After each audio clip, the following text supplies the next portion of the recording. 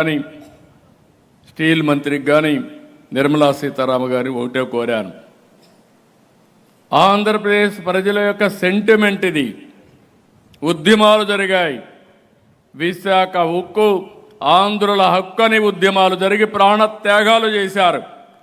అలాంటి ప్రాణత్యాగాలు చేసిన ఈ ప్రాజెక్ట్ని మీరు ఏమాత్రం కూడా నిర్లక్ష్యం చేసినా మన కూటమికే ప్రమాదం వస్తుందని చెప్పితే మన ప్రజలు మనల్ని విశ్వసించరంటే, అలాంటి విషయాన్ని ప్రధానమంత్రి గారు మీరు చూస్తే దగ్గర 12,000 కోట్ల రూపాయలు శాంక్షన్ చేసి అసాధ్యమనుకున్నటువంటి విశాఖపట్నం స్టీల్ని సుసాధ్యం చేశారంటే అది కూడా ఈ 5-6 నెలల్లో చేయగలిగాం.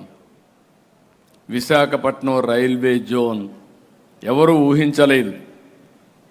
మన ఎమ్మెల్యేలు కూడా నమ్మకం లేని పరిస్థితి ఉంటే విశాఖపట్నం రైల్వే జోను కూడా పూర్తి చేసుకున్నాం. ప్రధానమంత్రి గారే ఫౌండేషన్ వేసే పరిస్థితికి వచ్చారు.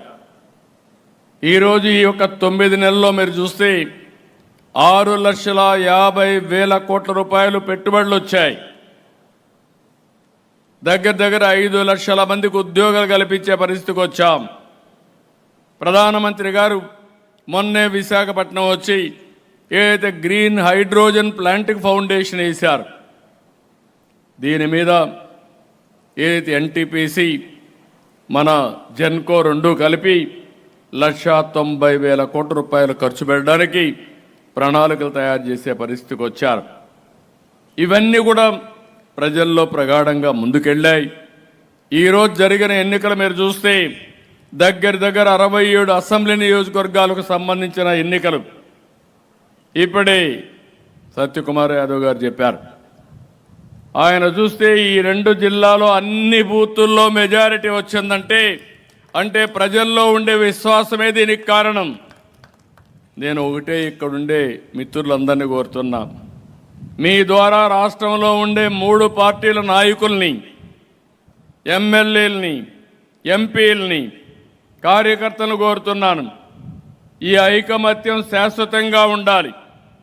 ఒకరిని ఒకరు గౌరవించుకునే మంచి సాంప్రదాయానికి మీరు శ్రీకారం చుట్టాలి, కలిసి పనిచేయాలి.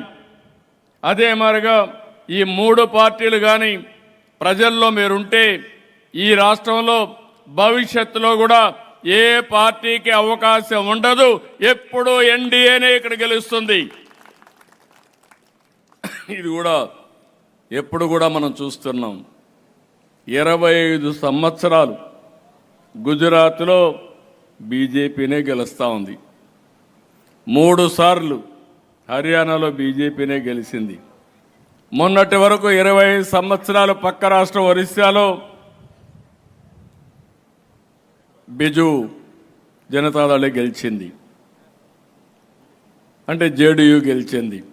ఇవన్నీ మనం చూసినప్పుడు బెస్ట్ ఎగ్జాంపుల్స్. ఎమ్మెల్యేలు కానీ ఎంపీలు కానీ ఆలోచించుకోవాలి. మీ పరిధిలో మీరు శాశ్వతంగా ఎమ్మెల్యేగా ఉండాలంటే సాధ్యం. ఒకసారి ఎమ్మెల్యేగా ఉండాలంటే అది మీ చేతుల్లో ఉంది. పార్టీ మాత్రం ఎన్డీఏ ఒకటే ఆలోచిస్తున్నాం. ఏవైతే ప్రజల యాస్పిరేషన్స్ని ఫుల్ఫిల్ చేస్తూనే మనం ఎప్పటికప్పుడు ముందుకు పోయే బాధ్యత తీసుకుంటాం. మీరు కూడా ఈ విషయాన్ని గుర్తుపెట్టుకోవాల్సిన అవసరం ఉంది. ఇప్పుడే మన మిత్రులు చెప్పినట్టు రాజేంద్ర ప్రసాద్ గారికి అయితే 82,320 ఓట్లు ఆయనకు వచ్చాయి. మన పేరాబత్తుల రాజశేఖర్కి 77,460 ఓట్లు వచ్చాయి. మెజారిటీ ఓట్లయితే 1,24,702 ఓట్లు వచ్చాయి. నేను చాలా ఎన్నికలు చూశాను, కానీ చూసినప్పటి నుంచి అనిపిస్తుంది, ఒకప్పుడు మీరందరూ గుర్తుపెట్టుకోవాలి, ప్రధానమైన ప్రతిపక్షాలు ఎప్పుడు కూడా గ్రాడ్యుయేట్స్ కాన్స్టిట్యూన్సీలో పోటీ చేసేటి కాదు. నేను ఇప్పుడు కాదు, నా సుదీర్ఘమైన రాజకీయ అనుభవంలో 40 ఏళ్ళుగా చూశాను. ఎవరు అప్పుడు కూడా కొంతమంది ఇంటలెక్చువల్స్ ఇండిపెండెంట్లుగానో జనసంఘ పేరుతోనో బీజేపీ పేరుతో అప్పుడప్పుడు బీజేపీ గెలిచారు. అప్పుడు కూడా మేము కూడా సపోర్ట్